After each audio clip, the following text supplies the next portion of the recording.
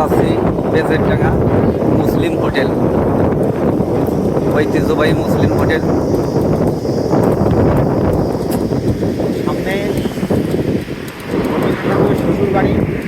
সামনে রবীন্দ্রনাথ ঠাকুরের শ্বশুর বাড়ি। তাহলে ভিতরে আগে যাই, তারপরে হোটেলের দিকে রওনা। আচ্ছা, তাহলে আগে রবীন্দ্রনাথের শ্বশুর বাড়ি যাই। আগে রবীন্দ্রনাথের শ্বশুর, আমাদের এখন গন্তব্য রবীন্দ্রনাথ ঠাকুরের শ্বশুর বাড়ি। তারপরেই আমরা যাব ঐতিহ্যবাহী মুসলিম হোটেলে। ওখানে চুই ঝালের খাসির মাংস অনেক জনপ্রিয় একটি খাবার। এই যে আমরা চলে আসছি রবীন্দ্রনাথ ঠাকুরের শ্বশুর বাড়ি। কোনো টিকিট আছে? মনে হয় কোনো টিকিট নাই। যাই হোক, আমরা কিছুক্ষণ থাকবো এখানে, তারপরে আমাদের গন্তব্যস্থান মুসলিম হোটেল, ওখানেই যাব।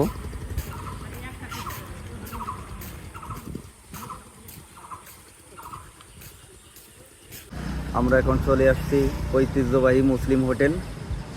আমরা এখন ভিতরে যাচ্ছি।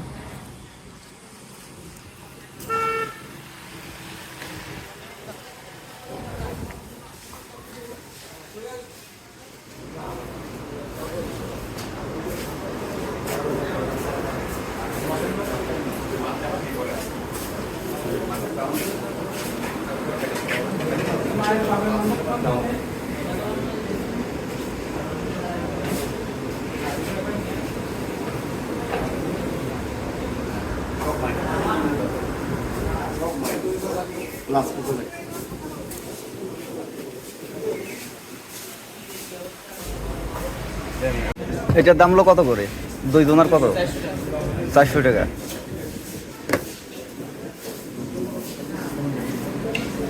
খাসির মাংস কয় পিস দিতেছে বিলাল ভাই?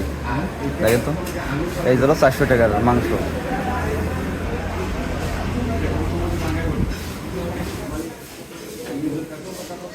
সাথে ডাউল আছে।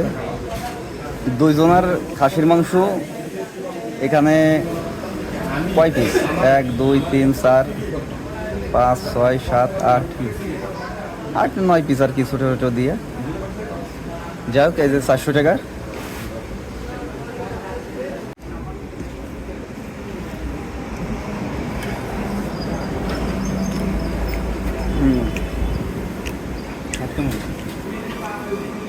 আমার একটা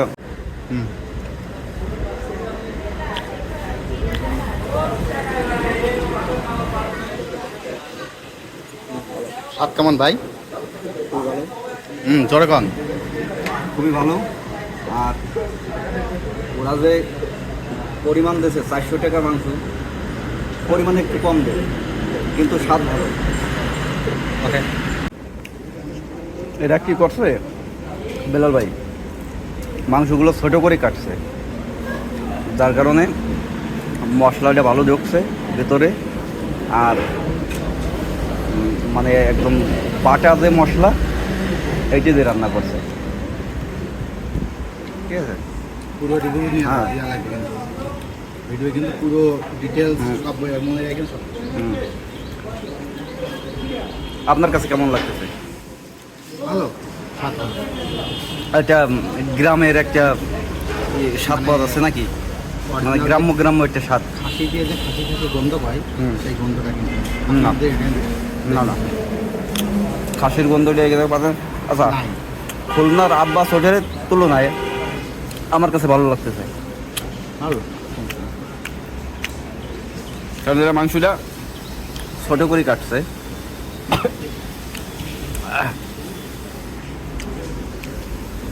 তবে পরিমাণে একটু কম মনে হচ্ছে আমার কাছে। আপনার কাছে কি পরিমাণে একটু কম মনে হচ্ছে?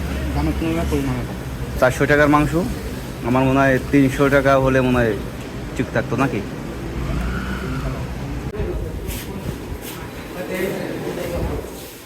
বিলাল ভাই, এই জায়গায় আসছিলাম চাকরির প্রথমে 6 বছর 5 বছর 6 বছর আগে। তখন এদিকে গোলপাতার ঘর ছিল।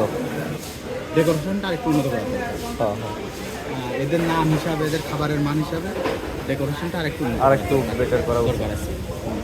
আমি 5 থেকে 6 বছর আগে আসছিলাম একবার, তখন গোল পাতার ঘর ছিল, আর এখন তো এখানে পুরো ঘর হয়ে গেছে। তবে